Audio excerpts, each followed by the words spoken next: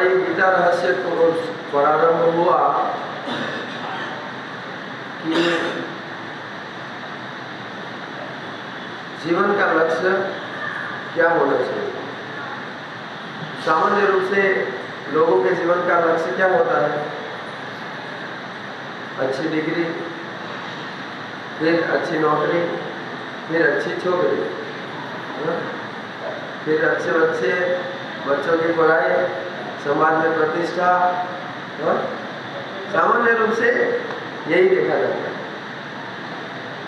तो ये तो कोई जीवन का लक्ष्य नहीं है।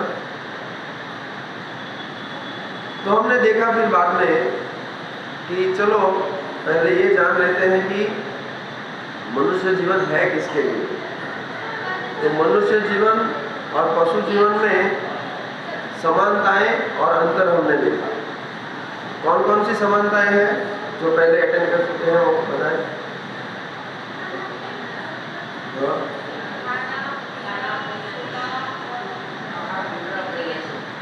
आहार, निद्रा, भय, मैथुन, खाना पीना, सोना, अपना रक्षण करना और अपने जैसी संतति पैदा करना।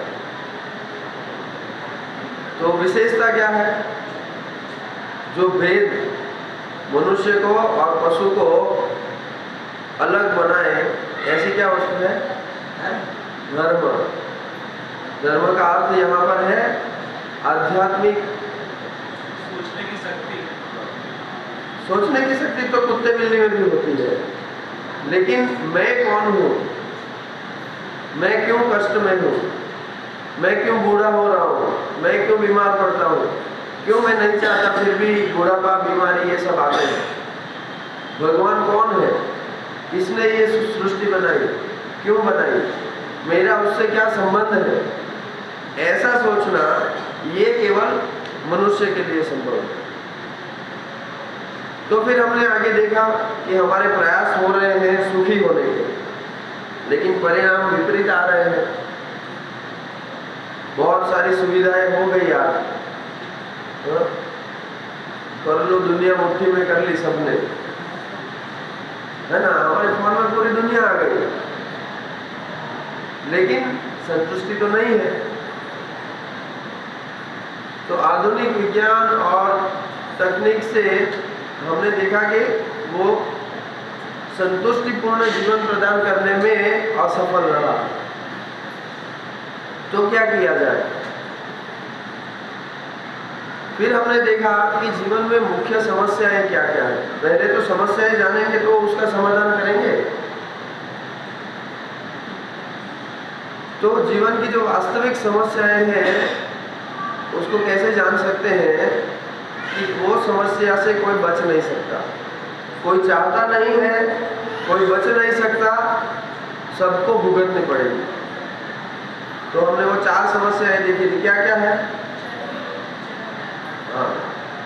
जन्म, मृत्यु, जरा, जरा मतलब बीमार, बुढ़ापा, और व्याधि मतलब बीमारियां। तो ये 4 मुख्य समस्याएं हैं, इससे कोई बच नहीं सकता। आज यहाँ जो बैठे हैं उनमें से कोई ऐसा है जिसने कभी गोली नहीं खाई, दवाई? क्षमा कीजिएगा, लेकिन कुछ कुछ लोगों को रोज भी खानी पड़ रही होगी।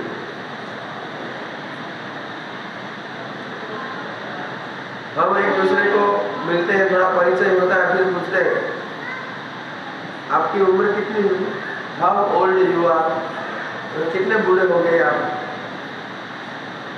तो रोज हम बूढ़े हो रहे, कोई कंट्रोल है? कोई बूढ़ा होना चाहता है? आजकल क्या होता है, जब पुराने दोस्त मिलते हैं, मान लीजिए बूढ़े लोग मिले, तो बूढ़े अपने जवानी के दिन याद करेंगे। हमारी उम्र के मिलेंगे तो वो अपने स्कूल के दिन याद करेंगे। कोई बूढ़ा नहीं होना चाहता,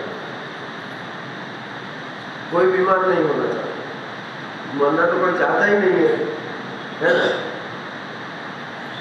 और जन्म, तो जन्म भी इसलिए यहाँ पर इस कैडर में शामिल होता है क्योंकि जन्म ही बाकी तीनों का कारण है।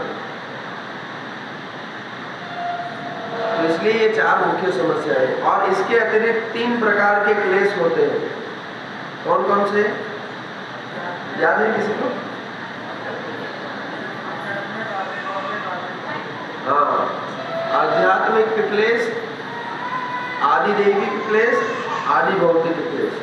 अपने ही शरीर और मन के कारण जो कष्ट होते हैं, जैसे बीमारियां, जैसे आजकल साइकोलॉजिकल प्रॉब्लम्स बढ़ रही है, तो ये सारी जो चीजें हैं उसे क्या कहते हैं?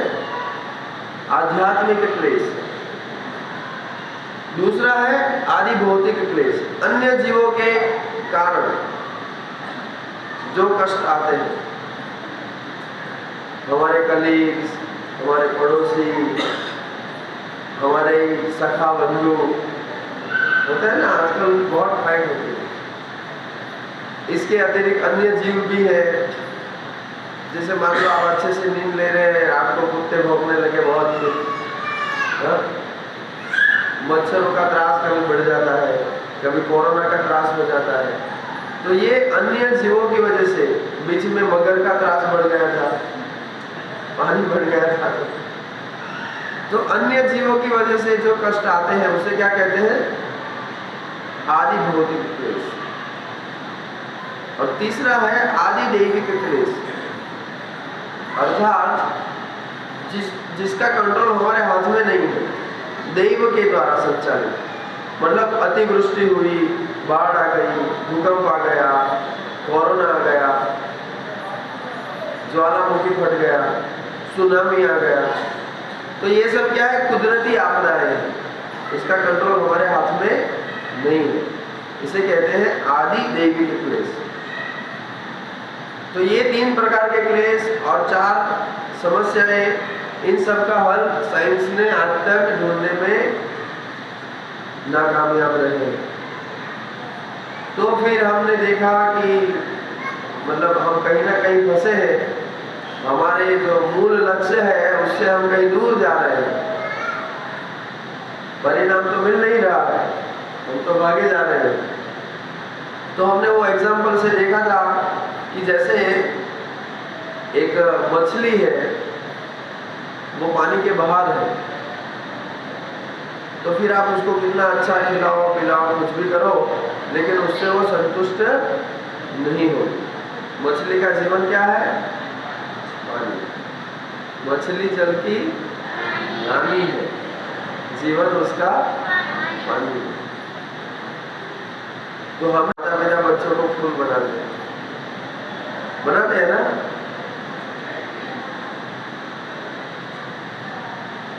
तो चीटिंग टेंडेंसी हम सभी में है, भले ही वो कोई गुड कॉज के लिए हो या कैसे भी हम करें, लेकिन ये 4 चीजों के होने की वजह से प्रत्यक्ष और अनुमान से कोई भी चीज को यथार्थ रूप में समझना संभव नहीं। क्या क्या है? हमारी इंद्रिय मर्यादित है, हम भ्रमित होते हैं, हम गलती करते हैं और हम धोखा देते हैं। ये 4 चीजों से हम सभी ग्रस्त हैं। कोई ऐसा नहीं कह सकता, कोई ऐसा है यहाँ किसी ने गलती नहीं की हो? हाथ ऊपर करें तो वो भी गलती कर देगा। सब गलती करते हैं।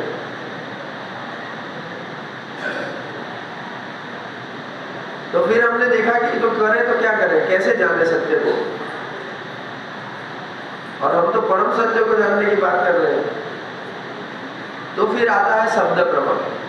शब्द प्रमाण यानी शास्त्रों के माध्यम से कोई भी विषय वस्तु को जानना। शास्त्र जैसे माता के समान है। एक बच्चा अपने पिता के बारे में जानना चाहे तो वो किसके पास से जान सकता है? अपनी माता के पास से। कुछ बुद्धिजीवी लोग कहेंगे हम तो डीएनए टेस्ट से भी जान सकते हैं, लेकिन उसमें भी फिर वही कितना टेस्ट करोगे? कितना अनुमान लगाओगे? तो इसीलिए सबसे अच्छा है माता से पूछ लो, माता बता दे कि बात खत्म तुरंत। तो शास्त्र जो है वो माता के समान है, जो हमारे परम पिता भगवान के बारे में हमें बताते हैं। तो फिर हमने देखा कि शास्त्र तो बहुत सारे हैं, 4 वेद, पुराण, उपनिषद, उपपुराण, संहिताएं, बहुत सारा शास्त्र है। तो क्या करना चाहिए? तो सार रूप में हमने ये उदाहरण देखा था कि जैसे गाय है, गाय को आप बहुत कुछ सब कुछ खिलाओ, सार रूप में गाय क्या देगी? दूध। सर्वोपनिषदो गाओ दुग्धा गोपाल नंदन। सारी उपनिषद अगर गाय के समान है तो उसका दूध क्या है? दुग्धम गीता अमृतम महत्। भगवत गीता वो अमृत है, जो गाय सार रूप में दूध देती है उसी प्रकार है सारे वैदिक शास्त्रों का, उपनिषदों का अमृत। और बुद्धिमान जीव, विद्वान और भक्तगण उस दूध का पान करते हैं। तो फिर हमने देखा कि बहुत सारे शास्त्र है, चलो कम से कम भगवत गीता समझ, लेकिन समझे कैसे? तो जैसे कॉलेज यूनिवर्सिटी होती है भौतिक ज्ञान प्राप्ति के लिए, उसी प्रकार भगवान ने इस ज्ञान को समझने के लिए गुरु शिष्य परंपरा बनाई है। जैसे पहले बहुत सारे गुरुकुल हुआ करते थे, दुर्भाग्यवश आयोजनबद्ध रूप से उन सबको नष्ट किया गया, वो सब हमने देखा था पिछले सेशन में। तो जैसे टीचर होते हैं वैसे गुरुकुल में गुरु शिष्य परंपरा के रिप्रेजेंटेटिव गुरु हुआ करते थे। जैसे टेक्स्ट बुक होती है आजकल, तो वैसे भगवत गीता इत्यादि इत्यादि ग्रंथ हुआ करते हैं। इसके आधार पर गुरु शिष्य परंपरा से हम समझ सकते हैं। तो फिर हमने देखा था कि हम अंतर्राष्ट्रीय कृष्ण भावनामृत संघ इस्कॉन, वो कौन सी परंपरा में आते हैं? 4 परंपराएं हमने देखी थी, याद है किसी को?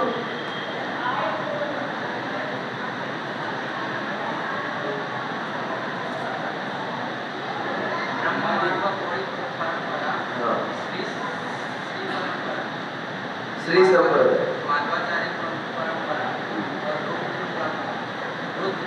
रुद्र संप्रदाय, श्री संप्रदाय, कुमार संप्रदाय और ब्रह्म संप्रदाय।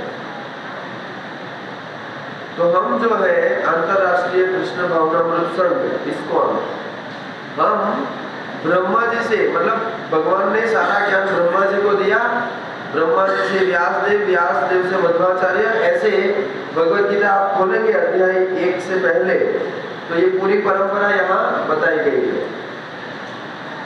तो ये इसकी प्रामाणिकता, मतलब ऑथोरिटी जो है, ऑथेंटिसिटी वो दर्शाती है। हम ऐसा नहीं कह रहे अन्य 3 संप्रदाय और ब्रह्म संप्रदाय के भी अन्य लोग हैं, अगर वो प्रामाणिक रूप से आचार्य को प्रेजेंट कर रहे हैं वो ठीक है, लेकिन हमारी ये परंपरा है।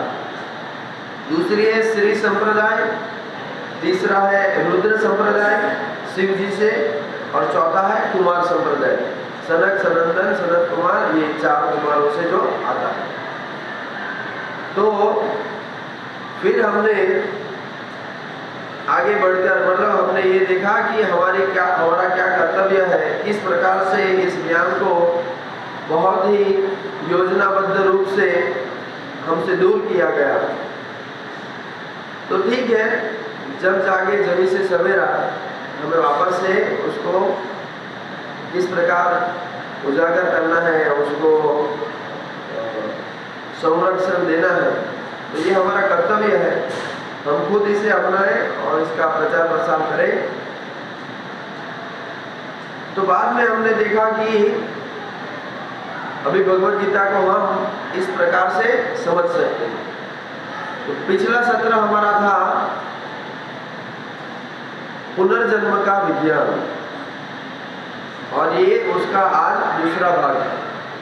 तो आत्मा के अस्तित्व के बारे में हमने पिछली बार चर्चा की थी। भगवद गीता में मुख्यतया 5 विषय हैं। कौन कौन से?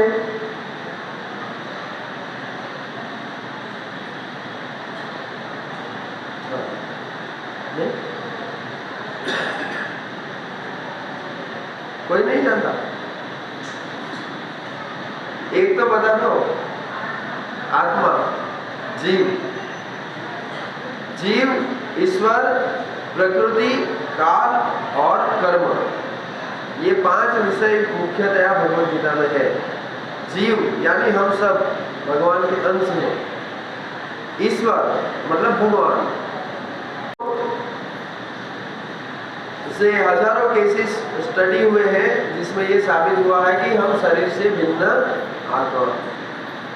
और फिर हमने अंत में शब्द प्रमाण भगवद गीता और अन्य अन्य शास्त्रों से देखा कि आत्मा के क्या लक्षण हैं, आत्मा कहाँ रहती है, आत्मा का क्या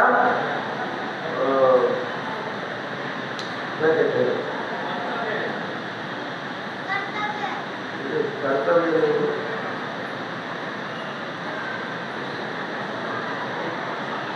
डायमेंशन क्या कहते हैं, परिमाण। आत्मा का क्या परिमाण है? क्या परिमाण है? किसको याद है?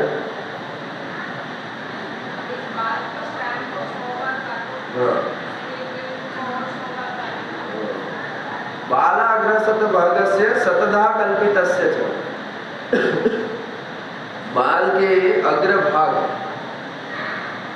उसको 100 भाग में डिवाइड करो और उसके एक भाग को और 100 भाग में डिवाइड करो, मतलब बाल के अग्र भाग का 10,000वां भाग। इतना छोटा है आत्मा, और वो भी आप माप नहीं सकते। और हमने देखा था कि जैसे एसिड या बेस है वो माइक्रोस्कोप से पता लगा सकते हैं? नहीं लगा सकते। माइक्रोस्कोप से कोई XYZ फिजिक्स का तार है, कुछ भी डायमेंशन है, माप सकते हैं? नहीं माप सकते। मतलब एक विज्ञान के इंस्ट्रूमेंट भी दूसरे विज्ञान में काम नहीं आते। तो उसी प्रकार जब आत्मा की बात है तो वो अलग विज्ञान है, उसको अलग दृष्टि से जानना समझना होगा। तो हमने देखा था आत्मा नित्य है, शाश्वत है। हृदय देश से अर्जुन तिष्ठति, हृदय देश में रहता है, उसका परिमाण है बाल के 10,000वें भाग जितना, और उसको नहीं वायु सुखा सकती, नहीं अग्नि जला सकती, है ना, वो दिव्य है, अचिंत्य है। तो आज हम उसी के एक भाग रूप में ये art of mind control session लेंगे। रिवीजन करने में ऑलमोस्ट आधा घंटा चला गया, लेकिन जरूरी है। ये रिकॉर्डिंग्स है, जो नए आए हैं वो वॉलंटियर्स को नाम लिखवा देना, आपको भेज देंगे।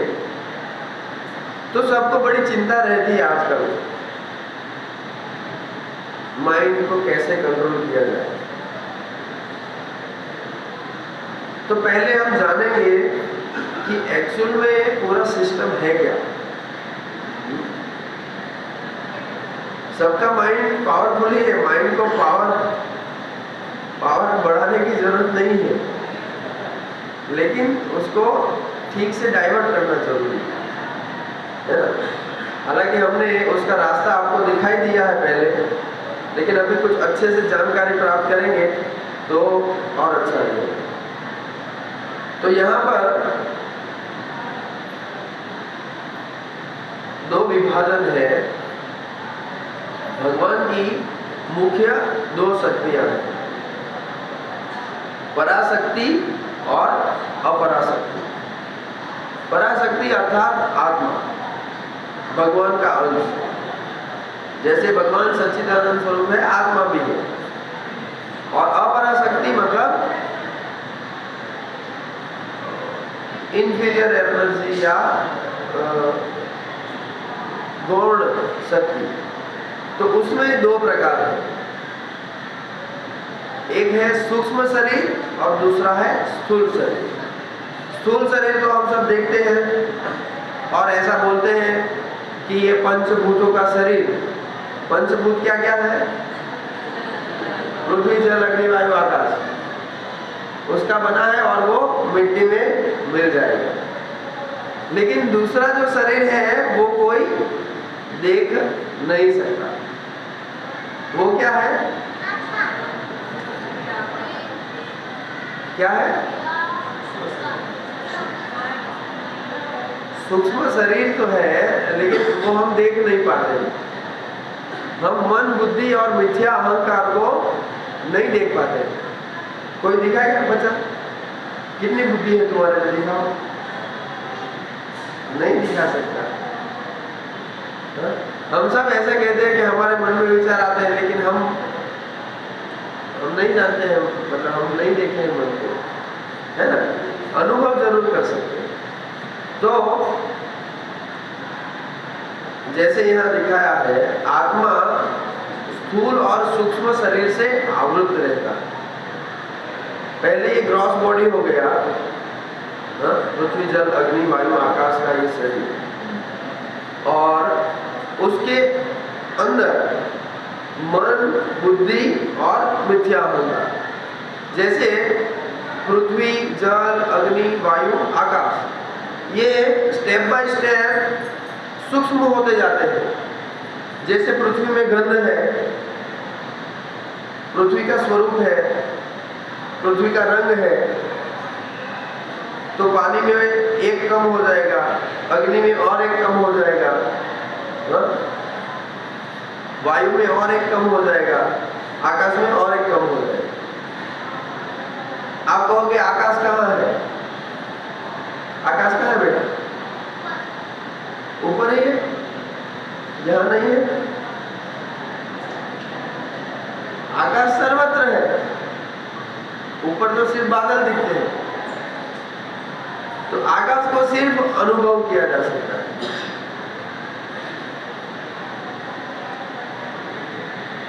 बाकी और आगे बढ़ेंगे, जैसे वायु, तो वायु का स्पर्श हो सकता है।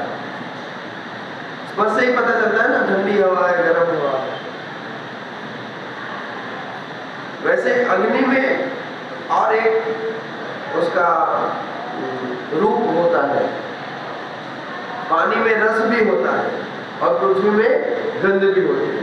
मतलब पृथ्वी में पांचों के जो रूप रस गंध सब कुछ होते हैं।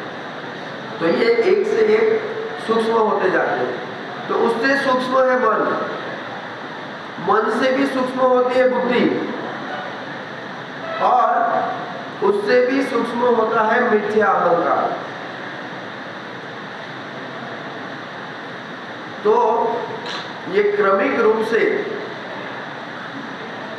जो तत्व है उसका वर्णन है। आत्मा को इन सभी से कुछ लेना देना नहीं है वास्तव में। जैसे हमें इन कपड़ों से वास्तव में कुछ लेना देना नहीं होता है ना। जैसे हम कार यूज करते हैं, तो कार से हमें क्या लेना देना है? एक रूप से कुछ के अनुभवों से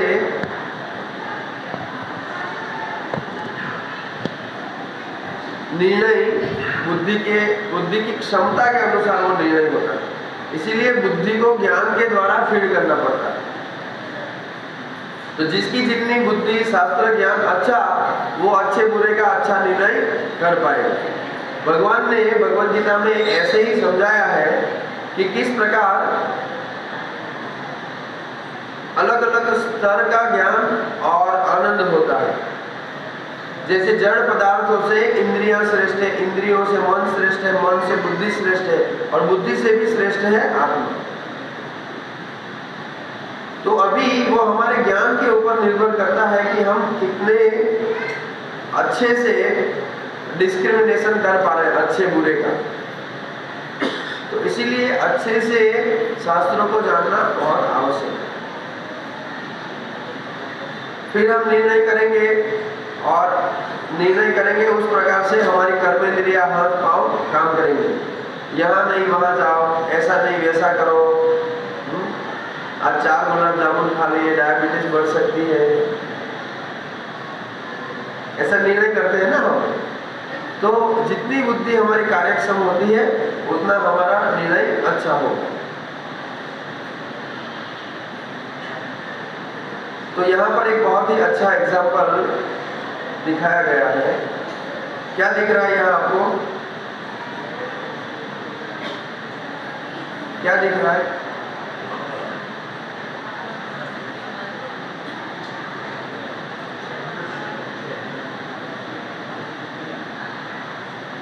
कुछ नहीं दिख रहा है? हाँ? घोड़ा गाड़ी, वेरी गुड। घोड़ा है, गाड़ी है, और कौन कौन है?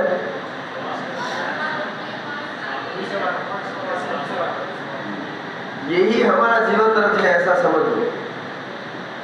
अभी इस रथ को अच्छे से चलाना है तो क्या करना पड़ेगा? हाँ?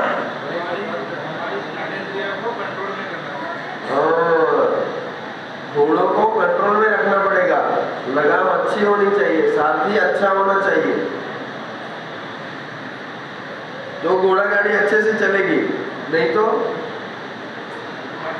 तो ऐसा हो सकता है। आजकल सबकी गाड़ी ऐसे चलती है ना, एक इंद्रिय यहाँ ले जाएगी, नहीं आज ये शो है, नहीं आज ये खाने जाएंगे, नहीं वहां म्यूजिक शो है, हाँ? नहीं मुझे वहां जाना है गेम जोन में। सारे घोड़े अलग अलग दिशा में खींचे जा रहे हैं और लगाम ढीली पड़ गई है, सारथी भी ढीला पड़ गया एकदम, और फिर वो जो सवार है उसका क्या होगा?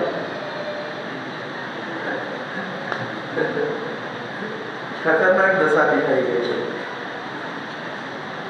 तो यदि हमें हमारा जीवन रथ अच्छे से चलाना तो क्या करना पड़ेगा? बुद्धि के द्वारा, ज्ञान के द्वारा, मन रूपी जो लगाम है, हमारा सारथी पावरफुल होना चाहिए। बुद्धि के द्वारा मन रूपी लगाम से घोड़ों को कंट्रोल करना पड़ेगा। तो आत्मा की जो मुसाफरी है वो यात्रा अच्छी होगी, सुगम होगी, आनंददायक होगी। आजकल कोई कंट्रोल है नहीं, कोई कंट्रोल सिखा दे नहीं, जस्ट डू इट, जो चाहो हो जाए, सबको ये सिखाया जा रहा है। वैदिक परंपरा के अनुसार शुरुआत से बच्चों को संयमित जीवन जीना सिखाया जाता है, डिसिप्लिन सिखाया जाता है। डिसाइपल, शिष्य का अर्थ क्या होता है? डिसिप्लिन। कोई डिसिप्लिन ही नहीं है, जब चाहो जो चाहो जैसे चाहो वैसे करो, तो जानवरों का जीवन हो गया।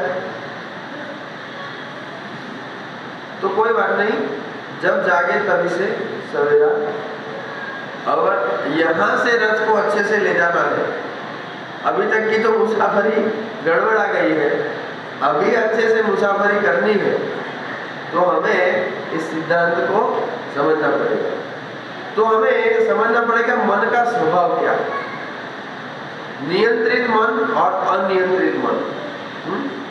गीता में भगवान कहते हैं नियंत्रित मन आपका सर्वश्रेष्ठ मित्र है और अनियंत्रित मन आपका सबसे खतरनाक शत्रु है। जैसे एक एग्जांपल आता है, कुछ डॉक्टर लोग होते हैं जो ऐसी चाकू या आती है ना, स्काल्पेल बोलते हैं, नहीं, उससे ऑपरेशन करते हैं, शरीर में जो कुछ सड़ा वड़ा लगा है उसको दूर करते हैं और व्यक्ति को कष्ट से, मृत्यु से बचाते हैं। और कुछ लोग ऐसे हैं सर फिरे लोग, है ना, जिसका दिमाग मन कंट्रोल में नहीं है, उसको क्या बोलते हैं, सर फिरे लोग। तो ऐसे उत्पात मचाते हैं, वही ऐसे ही चाकू से किसी की जान ले लेते हैं। तो ये परिणाम किसका है, नियंत्रित और अनियंत्रित मन का।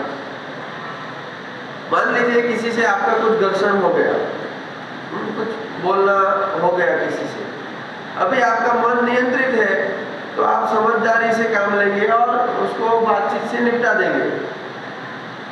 लेकिन आपका मन कंट्रोल में नहीं है तो गाली गलौज, मारा मारी, पुलिस केस, दिस दैट, और फिर उसका परिणाम महीनों तक सालों तक भी चलता है, जबकि बात की कुछ बात ही नहीं होती।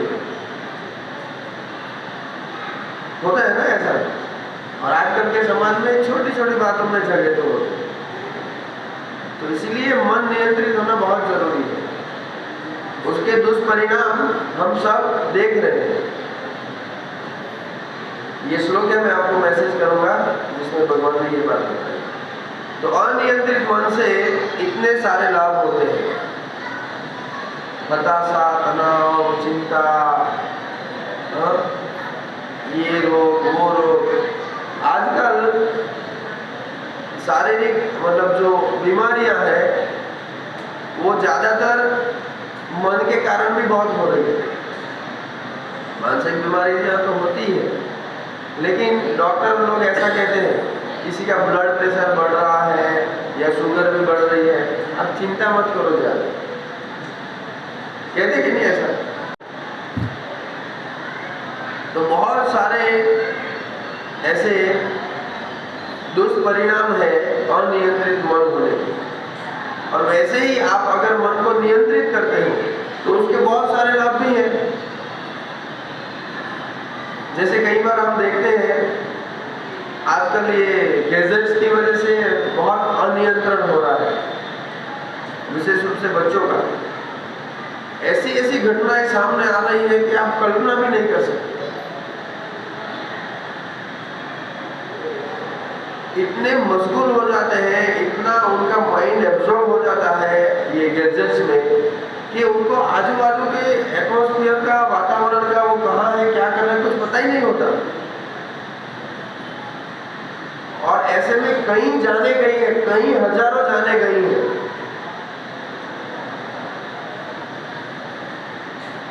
मैंने ऐसा सुना दिल्ली में बड़े बड़े अस्पताल बन रहे हैं।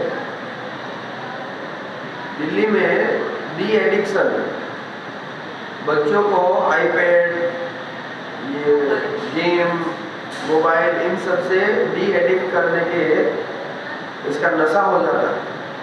और ये नशा वो वाले सब नशे से भी बहुत ऊपर है। बड़े बड़े अस्पताल खोले जा रहे हैं। तो हमें कुछ लाभ नहीं होता। अनियंत्रित मन, व्याकुल इंद्रियां और भ्रष्ट बुद्धि हमें नरक की ओर ले जाती है। और इससे बहुत सारे दुष्परिणाम, हताशा, सुसाइड और भी बहुत सारे सब, नशेड़ी बनना, व्यभिचार करना, इन सब कामों में व्यक्ति प्रवृत्त हो जाता है। तो इसीलिए मन को नियंत्रित करना बहुत ही आवश्यक है। भगवान ने जो ये श्लोक बताया ना, इसमें क्या बताया, बंधुरात्मात्मनस्तस्य येनात्मै स्वात्मनाचिता अनात्मनस्तु शत्रुत्वे वर्तते आत्मैव शत्रुः। आपको किसी बाहर शत्रु बनाने की जरूरत नहीं है। अगर आपका मन अनियंत्रित है तो आपके साथ ही आपका सबसे बड़ा शत्रु है। और यदि मन आपका मतलब आपके नियमन में है, अगर आपका मन आपके कंट्रोल में है, तो उससे अच्छा कोई मित्र नहीं। आप में से कुछ लोग बताएंगे संयमित मन, नियंत्रित मन के कुछ अच्छे परिणाम। और अनियंत्रित मन के कुछ परिणाम, आपके व्यक्तिगत अनुभव।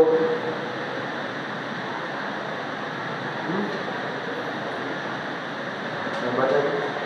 अनियंत्रित मन से मनुष्य शराब पीना, हवा पीना, वो सब काम उसमें चला जाता है। नियंत्रित मन में जैसे घर संभालना, उनकी देखभाल करना, जवाबदारी पूर्वक जीवन। और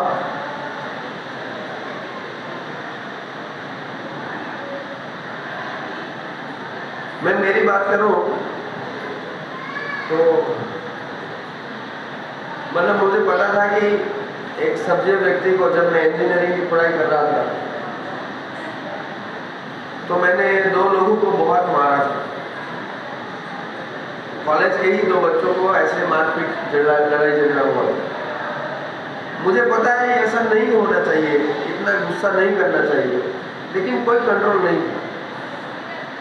बहुत शॉर्ट टेम्पर हो जाता था मैं। और मैं प्रयास करता था, रोज प्राणायाम करता था, कुछ न कुछ मेडिटेशन करता था, लेकिन कोई कंट्रोल नहीं हो रहा था।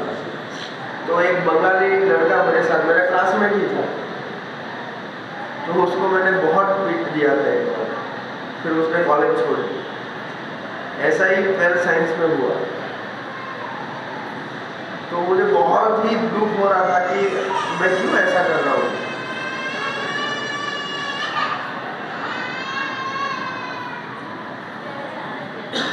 मतलब ये तो बहुत अच्छा काम नहीं ना किसी का।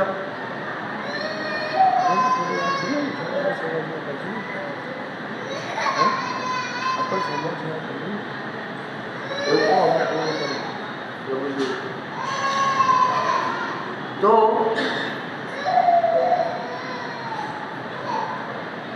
तब से मैंने निर्णय किया था कि ऐसा मैं नहीं करूं, लेकिन फिर भी एक बार कॉलेज में वापस ये घटना बनी। तो ऐसा होता है। माता पिता के साथ हमें बहस भी नहीं करनी चाहिए, गुरुजनों के साथ बहस भी नहीं करनी चाहिए, ऐसा कहते हैं। लेकिन मैंने देखा है कि ऐसा मेरे पिता मतलब ऊंची आवाज में बोलना या इस प्रकार से, तो ये मेरा और भी बहुत कुछ है, लेकिन ये तो ऐसी बातें हैं कि जो बहुत बड़ी बात है। तो ऐसा कुछ आपका भी अनुभव होगा। एनीवे, फिर मुझे अनायास भगवान की कृपा से, क्योंकि मैं ऐसी इच्छा कर रहा था, तो भगवान ने कुछ आयोजन किया। और एक दिन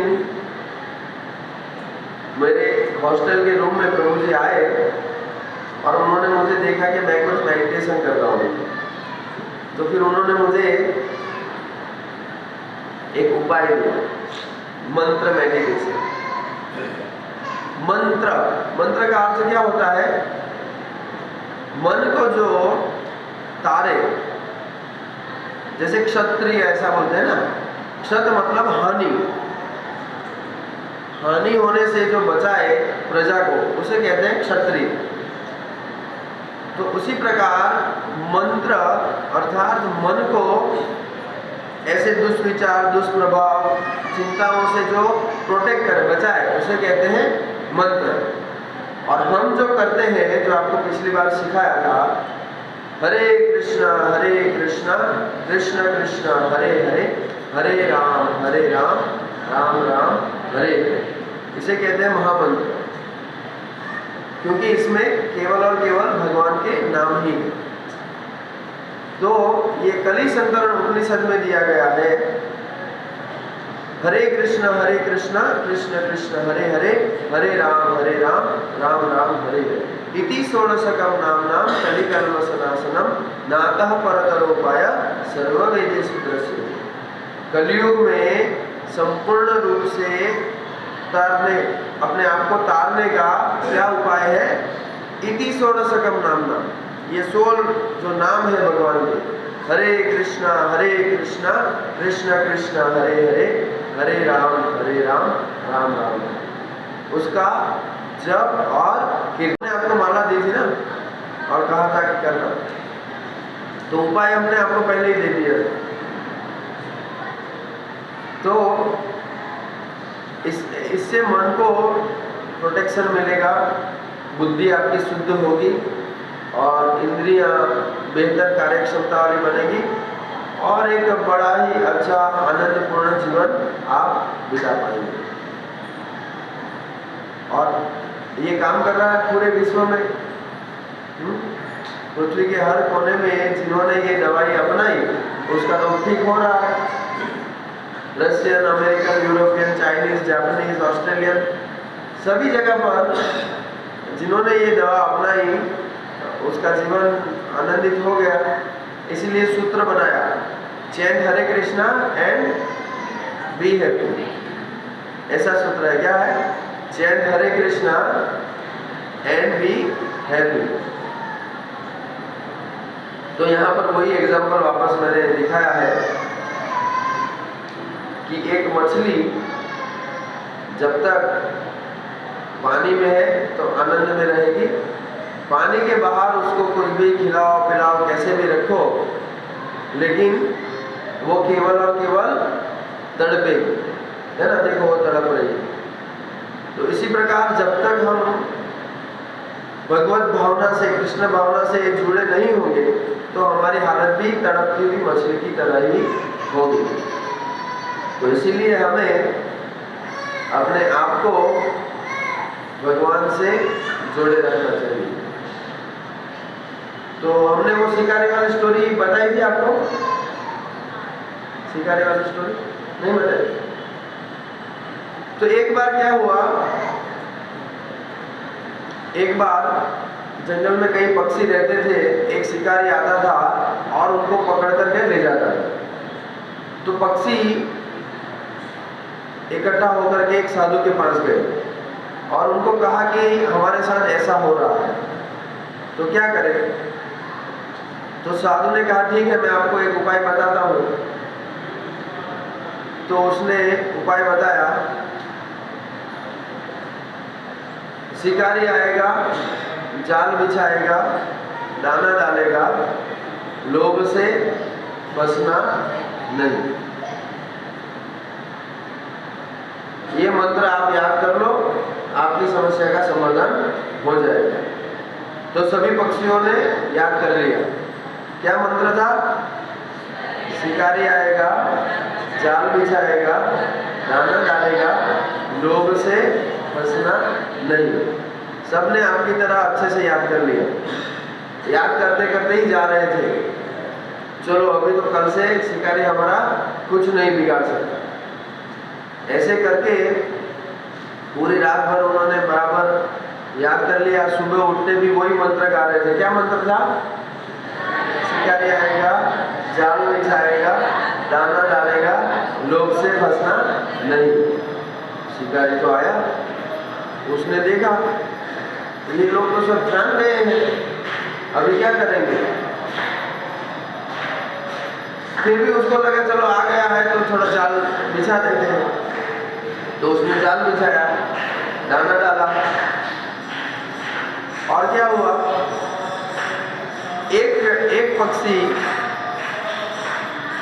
अपना मंत्र रटता रटता गया। क्या गा रहा था? शिकारी आएगा, जाल बिछाएगा, दाना डालेगा, लोभ से फंसना नहीं। ऐसे करते करते गया दाना खाने। अभी क्या होगा? फंस गया। उसको देख के दूसरा गया और मंत्र जप कर रहा था। क्या जप रहा था? शिकारी आएगा, जाल बिछाएगा, दाना डालेगा, लोभ से फंसना नहीं। दूसरा गया, तीसरा गया, शिकारी का काम हो गया। शिकारी लेकर के जा रहे हैं सबको ये पिक्चर में, फिर भी वो मंत्र गा रहे हैं। क्या कह रहे हैं? शिकारी आएगा, जाल बिछाएगा, दाना डालेगा, लोभ से बचना। तो हमें ऐसा पोपट जैसा नहीं है करना, है ना। भगवान ने हमें थिंकिंग, फीलिंग, विलिंग, मन को कंट्रोल में करके कैसे करना वो दिया है। तो अच्छे से महामंत्र का जप करके बहुत ही अच्छे से प्रेम से भावपूर्वक, बहुत सिंपल है। भगवान का नाम बोलना है, अच्छे से ध्यानपूर्वक सुनना है।